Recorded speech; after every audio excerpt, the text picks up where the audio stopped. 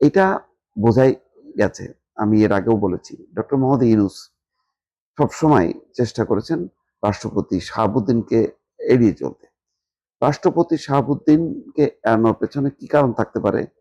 এটা পরিষ্কার। বঙ্গভবনে কোনো টেলিফোন লাইন নেই, সংযোগ বিচ্ছিন্ন, এমন একটা পরিস্থিতির মধ্যে এক ধরনের গৃহবন্দী, মানে বঙ্গভবন বন্দী জীবন পার করেছেন শাহাবুদ্দিন। আরেকটা ইন্টারেস্টিং খবর, কেন বিদেশ সফরে যেতে পারেননি জানালেন রাষ্ট্রপতি। এই শুনানি কালো বেলাতে একটা রিপোর্ট এসছে। সেই রিপোর্টে বলা হচ্ছে যে তাকে বিদেশ সফরে যেতে দেয়া হয়নি। অন্তত ২টা বিদেশ সফরের খবর তিনি জানেন, কিন্তু তাকে নানা কৌশলে যেতে দেওয়া হয়নি। এমনকি বিশ্ববিদ্যালয়গুলোর যে সমাবর্তন অনুষ্ঠানে যেখানে রাষ্ট্রপতি যাওয়ার কথা, এইসব অনুষ্ঠানেও পর্যন্ত তাকে অংশগ্রহণ করতে দেওয়া হয়নি। এই ব্যাপারে তিনি ইউনূস সরকার এবং পররাষ্ট্র উপদেষ্টার উপর ক্ষোভ প্রকাশ করে একটা বক্তব্য দিয়েছেন। এটা এক সাক্ষাৎকারে একটা বেসরকারি গণমাধ্যমে আমি দেখছিলাম, সম্ভবত কালের কণ্ঠের নির্বাহী সম্পাদকের সাথে সাক্ষাতের সময় তিনি এই কথা বলেছেন। বলেছেন যে আমার ২ বার বিদেশ সফর ডক্টর ইউনূস আটকে দিয়েছেন। মূলত ওই সরকার চায়নি কোথাও আমার নাম আসুক। আমাকে একদম অন্ধকারে ফেলে রাখার চেষ্টা করেছে। তারা চায়নি জনগণ আমাকে চিনুক, জানুক। এটি আমাকে খুব কষ্ট দিয়েছে। তিনি বলছেন যে গত ডিসেম্বরের ঘটনা, কসোভো থেকে রাষ্ট্রপতিকে দাওয়াত দেওয়া হয়েছিল ওখানে একটা অ্যাসেম্বলিতে কিনোট পেপার পড়ার জন্য, কিন্তু আমাকে যেতে দেওয়া হয়নি। তারপর কাতারের আমির আমাকে দাওয়াত করলো ওখানে একটা সামিটে অংশগ্রহণ করার জন্য। রাষ্ট্রপতি অ্যাড্রেস করবেন, সেই সেমিনারে রাষ্ট্রপতি ছাড়া আর কেউ থাকবে না। তখন আমার কাছে পররাষ্ট্র মন্ত্রণালয় থেকে একটা চিঠি দেওয়া হলো। সেই চিঠিতে বলা হলো যে আমি রাষ্ট্রীয় কাজে ভীষণ ব্যস্ত, সুতরাং এই সেমিনারে অংশগ্রহণ করা আমার পক্ষে সম্ভব না। আমি দুঃখিত, ওই চিঠিতে আমি সই করিনি। তিনি বলেন ওই চিঠিটা লেখার সময় আমার সঙ্গে কোনো পরামর্শ করা হয়নি, আমাকে জানানোও হয়নি। চিঠিটা দেওয়ার পর আমি জানলাম যে এরকম একটা দাওয়াত এসেছিল।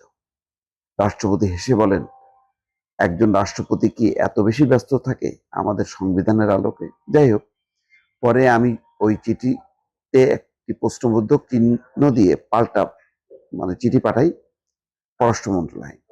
তাতে আমি পররাষ্ট্র মন্ত্রণালয়ের এমন শিষ্টাচার বহির্ভূত এবং অধ্যত্বপূর্ণ আচরণের তীব্র নিন্দা জানাই। ভবিষ্যতে যাতে এই ধরনের অপরাধ করা না হয় সে বিষয়ে পররাষ্ট্র উপদেষ্টাকে চিঠি দেই। তো ওই চিঠির জবাবে তার নিরুত্তর ছিল। তবে এরপর আর কোনো দেশ থেকে আমাকে আমন্ত্রণ এসেছিল কিনা সে বিষয়ে জানারও সুযোগ হয়নি।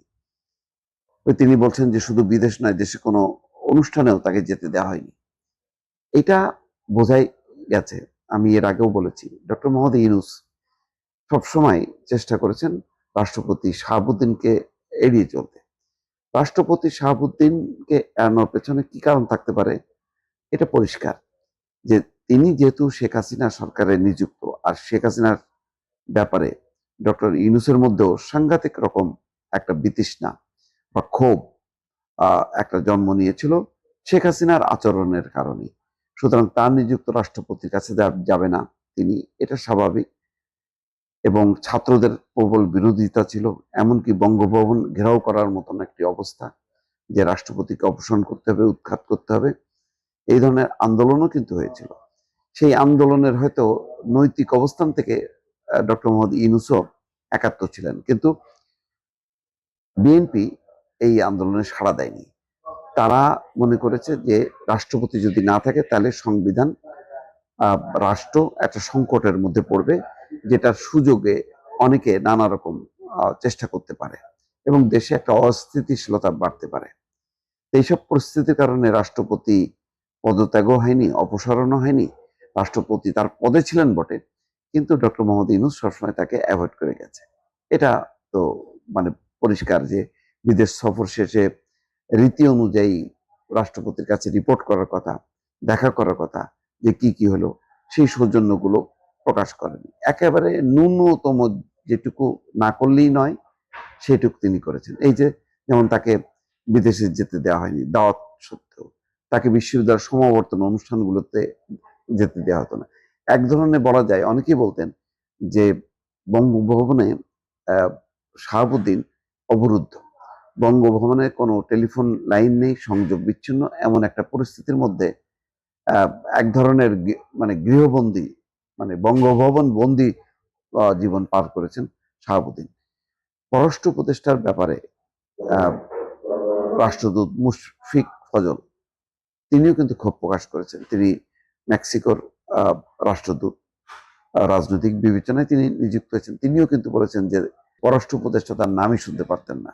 তো এখন সাবেক সরকারের উপদেষ্টা, তারপরে প্রধান উপদেষ্টা, তাদের ব্যাপারে নানা রকম মানে ক্ষোভ অনেকে এখন প্রকাশ করবেন। ক্ষমতায় থাকতে হয়তো সেই কথাগুলো আমরা কেউ জানতে পারিনি, কিন্তু এখন তারা প্রকাশ করছেন হয়তো নানান কারণে, অথবা একটা পরিবেশ পরিস্থিতি তৈরি হয়েছে বলেই তারা এগুলি প্রকাশ করছেন। দর্শক।